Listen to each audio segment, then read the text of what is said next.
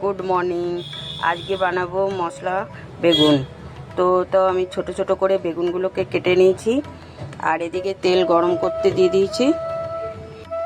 আর এখানে কেটে নিয়েছি পেঁয়াজ, কাঁচা লঙ্কা, রসুন, আদা আর টমেটো, এইগুলো কেটে নিয়েছি। তো এরপর আমি দেখাচ্ছি কি কি করে করব। একটু নুন দিয়ে দিলাম আর একটু হলুদ দিয়ে দিচ্ছি, আর আমি অল্প অল্প করে বেগুনগুলোকে ভেজে নেব।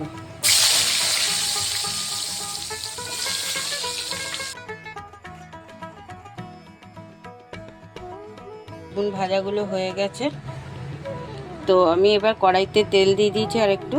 এরপর আমি পেঁয়াজ, আদা, রসুন কুচানোগুলো দিয়ে দেব।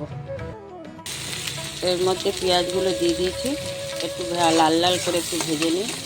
তো তারপরে টমেটোটা দেবো আর ধনের গুঁড়ো দেবো, আর কিছু দেবো না, আর হলুদ। এর মধ্যে আমি নুন, হলুদ আর ধনের গুঁড়ো দিয়ে দিয়েছি।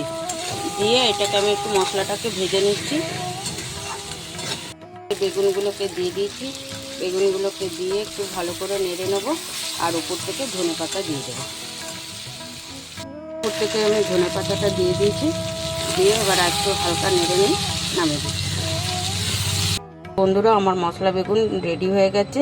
কেমন হয়েছে কমেন্ট করে জানাবেন, আর লাইক শেয়ার করে দেবেন।